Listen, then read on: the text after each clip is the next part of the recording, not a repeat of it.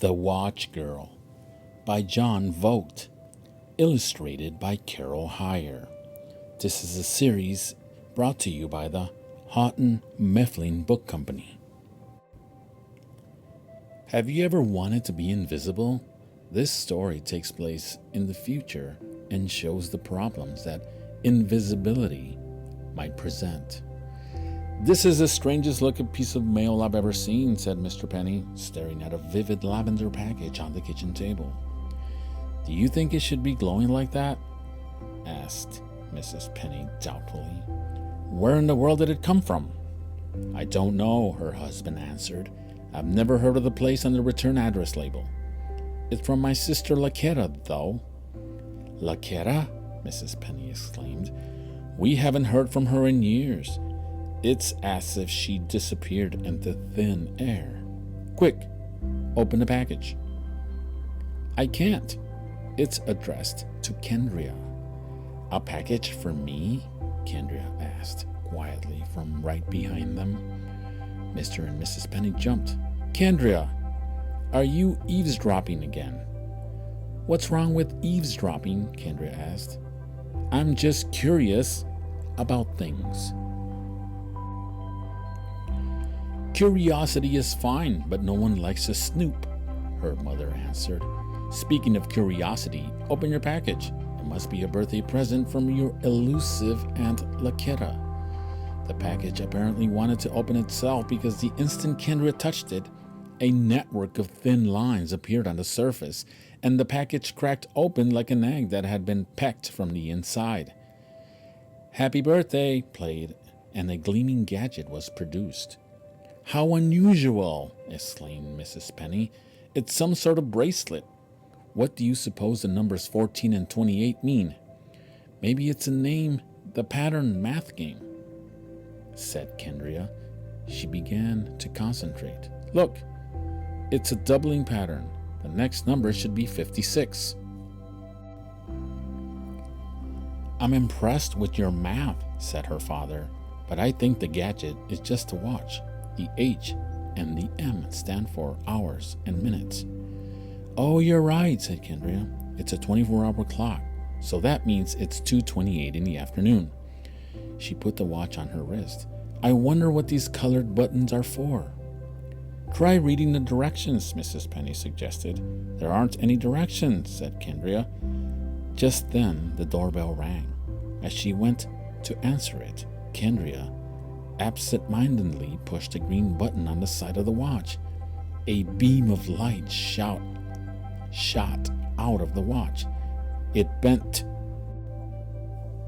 itself vertically and expanded until it was as tall as Kendria. Then the light widened and neatly swept itself around her like a cocoon around a caterpillar. "Wow, that was weird," thought Kendria as she opened the front door. Her friend Maddie was there, holding her baby brother Riley. "Hi, you two," said Kendria. Riley gurgled and waved his hands around in the air. "Very funny, Kendria," said Maddie. "Come out from behind the door." "What are you talking about? I'm right here," said Kendria. Maddie said in annoyance, "I don't have time for your spying games. I just wanted to tell you that I can come to your birthday party Saturday. I'll have to bring Riley, though. We couldn't get a babysitter." "Great. I'll make sure to keep Rocco out of Riley's way."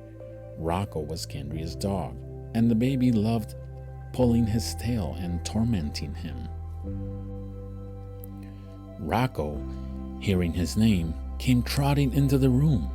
Riley shouted gleefully and lunged toward him, but Kendria scooped up Rocco protectively. Maddie looked astonished. "Oh my gosh, Kendria, how do you do that?" "Do what?" Maddie was exasperated. "If you want to pretend you're invisible, go right ahead," she said. "I have to leave now anyway." She flounced off in a huff. Kendra's mind whirled. How could she be invisible?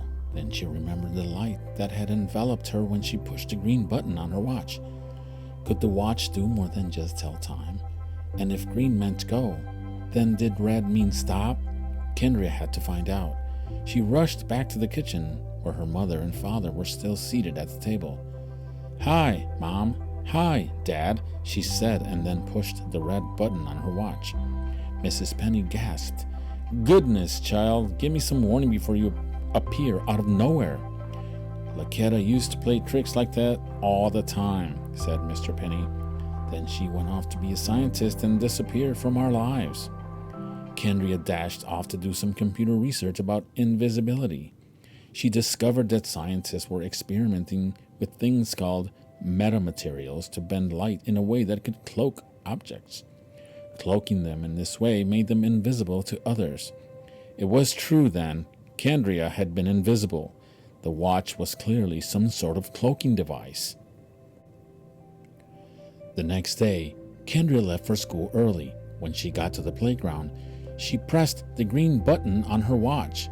For a while, she entertained herself by sneaking up behind kids and tapping them on the shoulder. She'd always had fun doing that, but being invisible made the kids' reaction even funnier. But the game lost its appeal when a first grader burst into tears and ran away shouting, "Help! Ghosts!" At lunchtime, Kendria went through the cafeteria line twice, making herself invisible the second time. But that didn't work out so well either. When the food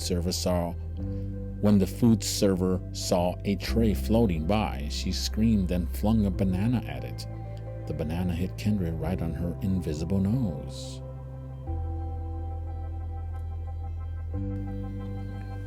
Still invisible, Kendria left the lunchroom. She saw Maddie and her other friends, Elena and Lexi, near the drinking fountain. Feeling mischievous again, she snuck up behind them and tapped Lexi on the shoulder. Lexi looked around and didn't see anyone. "Okay, you got me, Maddie," she said. "You're almost as sneaky as Kendria." "That's not a compliment," said Maddie. "Anyway, I didn't touch you." "Speaking of Kendria, what did you get her for her birthday?" asked Elena. "A gift certificate for Bowl-O-Rama," said Lexi. "A copy of her favorite movie," said Maddie. "A diary," said Elena. "She can write down everything she overhears when she eavesdrops." "I wish she wouldn't do that so much," said Lexi. "It is pretty annoying," admitted Maddie. "It's not like we kept secrets from her," said Elena. Lexi changed the subject. "Did you hear the rumor about Kendria's birthday surprise?" she asked. "Her parents may be getting her a karaoke machine." Kendria listened to her friends in dismay. So they thought she was sneaky, annoying, and an eavesdropper? Well, she certainly regretted eavesdropping this time. Not only had she found out that her friends hated her, but she also knew what all her birthday presents were. Kendria slunk off and spent the rest of the school day moping. Once, Lexi asked her what was wrong, but Kendria pretended she didn't hear. Walking home from school, Kendria thought about making herself invisible and sneaking into a movie theater. But what fun would it be to see a movie alone? She tried to cheer herself up by vanishing and picking apples off Mr. Kozik's trees, but the apples tasted bitter. That night, Kendria couldn't sleep. She kept thinking about what her friends had said about her. She thought about the watch, too. Being invisible hadn't made her very happy so far. Was there a better way to use the watch? The next morning, Kendria's parents woke her up early. "Happy birthday," Mrs. Penny said. "We have a present for you, and you can open it now. Here's a hint. You can use it at your party," said Mr. Penny.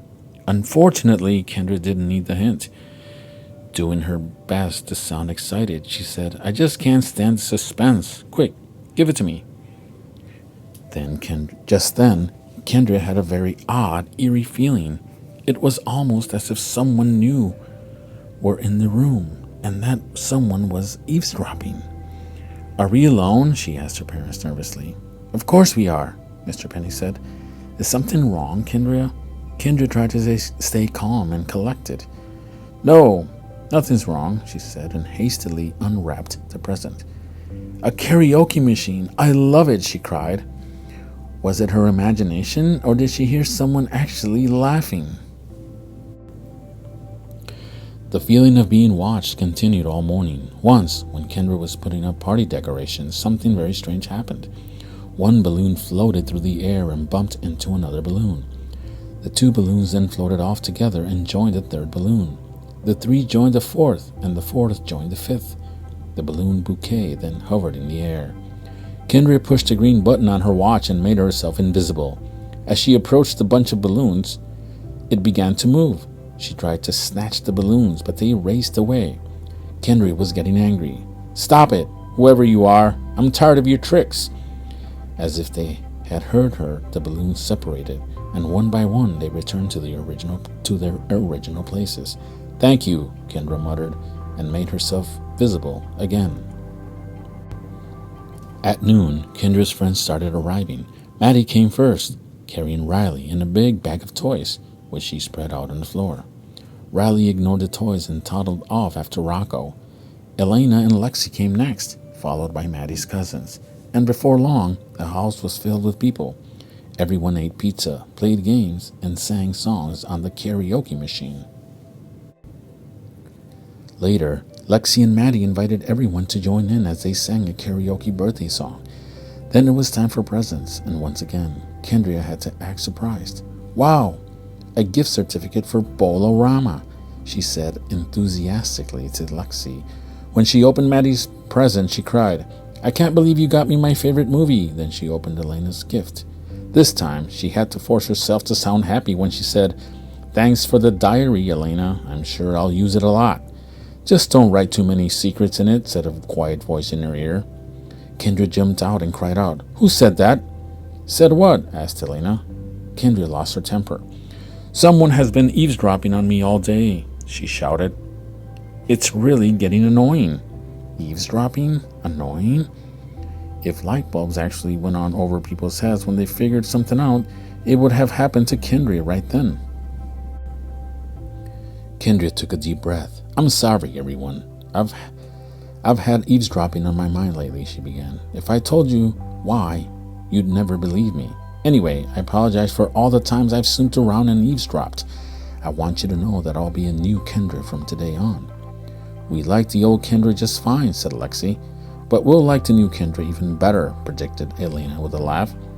Whatever Maddie was going to say was drowned out by a piercing shriek of joy from Riley. He had flung himself on top of Rocco and was reaching for his tail. At that moment, Mrs. Penny came in with the lit birthday cake and said, Time to blow out the candles." While everyone's attention was on the cake, Kendra took off her watch and clamped it around Rocco's tail. Pushing the green button, she said, "Scram, Rocco." Now that's a good use of invisibility, she thought as Rocco disappeared. When the party was over and the last guest had left, Kendra went to her room to write in her new diary. "Where's your watch, dog?" asked a voice from near Kendra's desk. Kendra put down her diary. "Very funny, Aunt Lakita. Now please make yourself visible." A jovial-looking woman appeared in Kendra's chair. "How'd you know it was me?" she asked. "I figured there must be more than one watch," said Kendra. "Since you gave me mine, it made sense that you would have one too." "Good thinking," said her aunt with a wink. "But why haven't I met you before? My parents told me that you disappeared years ago." "Yes, well, I had a little trouble with my watch battery about a decade ago. Unfortunately, I was invisible when it gave out." "You've been invisible for 10 years? gasped Kendra. Lakita laughed and shook her head. "Not quite. I've been doing a little traveling too. By the way, I'm sorry I eavesdropped on you. I was just curious about the niece I'd never met." "Curiosity is good, but no one likes a snoop," said Kendra. "That's what my mom always says." "Your mom is right," Lakita said. "Anyway, there are better ways to use an invisibility watch, like rescuing a dog from a marauding baby." Kendra smiled. "I was afraid I wouldn't be able to find Rocco after I made him invisible," she said. "But then I remembered that he always comes when he hears food being poured into his bowl. All I had to do was fill his bowl and then grab him when I heard him munching." "You're a smart girl," said her aunt. "If you ever want to go into my business, I'll be happy to train you." "Exactly what business are you in, Aunt Lakita?" asked Andrea. I'm afraid that's top secret, answered Lakita. Does it have anything to do with watchmaking? Asked Kendria. You might say that, answered Lakita. Kendria studied her watch. I know what the red and green buttons do, she said, but what are the blue and yellow buttons for? It's about time you asked that question, said Lakita. That's a hint.